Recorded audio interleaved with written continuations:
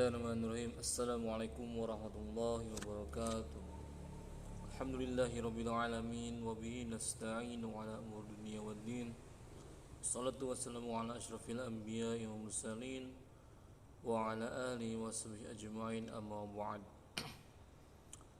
Pertama-tama marilah kita senantiasa bersyukur kepada Allah Subhanahu wa taala karena kita telah diberikan keluasan akal sehingga kita mampu berpikir secara logis. Salawat serta salam tetap tercurahkan kepada junjungan kita Nabi Agung Nabi Muhammad SAW yang kita nantikan syafaatnya kelak di yaumul qiyamah. Pada video kali ini saya akan menyelesaikan tugas UAS berkenaan dengan mata kuliah perkembangan peserta didik dengan dosen pengampu Ibu Lulu Wahyuningsi, dan saya Dadang Irawan dengan NIM 022121003. Baik, insyaallah saya akan menjawab 5 soal yang telah diberikan sesuai dengan kemampuan saya. Pertanyaan pertama yaitu, jelaskan pendapat Anda terkait bagaimana cara orang tua melakukan bagaimana cara menanamkan karakter yang baik kepada anak balita dan remaja. Baik, menanamkan karakter yang baik pada anak balita dan remaja itu sangatlah penting karena demi kebaikan kehidupannya kelak, sehingga dia akan menjadi anak yang baik nantinya. Adapun cara menanamkan karakter yang baik pada anak usia balita dan remaja, yaitu diantaranya adalah dengan cara orang tua memberikan contoh yang baik, memberikan teladan yang baik yang nantinya akan dicontoh oleh anaknya tersebut. Dengan memberikan contoh yang baik, maka anak tersebut akan meniru, akan mengikuti apa yang telah orang tuanya kerjakan sehingga dia menjadi orang yang baik. Kemudian yaitu dengan cara memberikannya pujian terhadap apa yang anak telah lakukan sehingga dia akan termotivasi karena telah dipuji dengan hal-hal yang baik.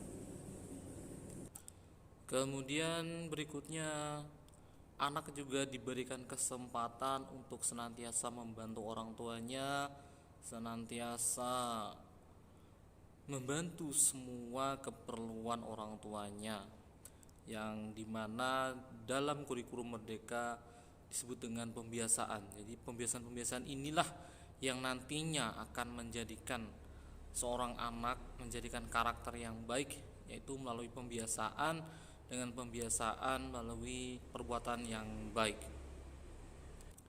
Jadi pada intinya menurut saya yaitu untuk menanamkan karakteristik karakter yang baik pada anak usia balita dan remaja adalah dengan cara pembiasaan hal-hal yang baik seperti mengaji, seperti mengajarkan kepada anak tata cara berjalan di depan orang yang lebih tua, tata cara bersalaman, dan hal-hal baik lainnya. Berikutnya adalah pertanyaan nomor 2. Pertanyaannya itu, teori psikologi dari Erikson mengandung pertentangan hasil positif dan negatif, namun membantu hasil akhir berupa bagaimana seseorang mencapai keseimbangan dalam hidupnya. Berdasarkan teori tersebut, jelaskan bagaimana individu bisa memiliki perasaan tidak percaya terhadap dirinya sendiri. Baik, menurut teori psikososial Erikson, individu dapat memiliki perasaan tidak percaya diri itu pada tahap malu, memiliki malu dan keraguan terhadap dirinya sendiri. Pada tahap ini, anak-anak mulai belajar untuk mengontrol diri mereka sendiri dan melakukan hal-hal secara mandiri. Jika anak-anak tidak mendapat dukungan dan dorongan yang cukup dari orang tua atau pengasuh mereka, mereka dapat merasa tidak mampu dan tidak berharga. Hal ini dapat menyebabkan perasaan tidak percaya diri yang bertahan hingga usia dewasa.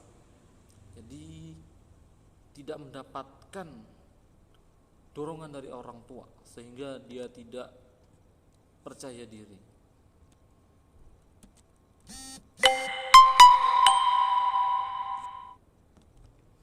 Adapun faktor-faktor yang dapat mempengaruhi kurang percaya diri yaitu pengalaman masa kecil yang negatif. Yang kedua, kegagalan atau penolakan. Yang ketiga itu perbedaan fisik atau kemampuan. Yang berikut adalah kekurangan dukungan sosial. Itulah yang menyebabkan seseorang mengalami kurang percaya diri. Berikutnya adalah soal nomor 3, yaitu setiap perkembangan yang dialami peserta didik mengalami perkembangan yang berbeda-beda. Jelaskan hal yang menyebabkan perbedaan yang dialami peserta didik di bidang psikomotorik, intelijensi, dan kecakapan bahasa. Adapun perbedaan yang dialami peserta didik di bidang psikomotorik, intelijensi, dan kecakapan bahasa disebabkan oleh berbagai faktor, baik faktor bawaan maupun faktor lingkungan. Faktor bawaan. Faktor bawaan adalah faktor yang sudah ada sejak lahir dan tidak dipengaruhi oleh lingkungan. Faktor bawaan yang dapat mempengaruhi perbedaan peserta didik di bidang psikomotorik, intelijensi, dan kecakapan bahasa antara lain genetik, kelainan atau gangguan.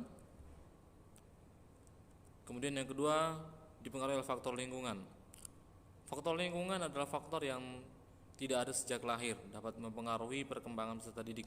Faktor lingkungan yang dapat mempengaruhi perbedaan peserta didik di bidang psikomotorik, intelijensi, dan kecakapan bahasa antara lain lingkungan keluarga, lingkungan sekolah, dan lingkungan sosial.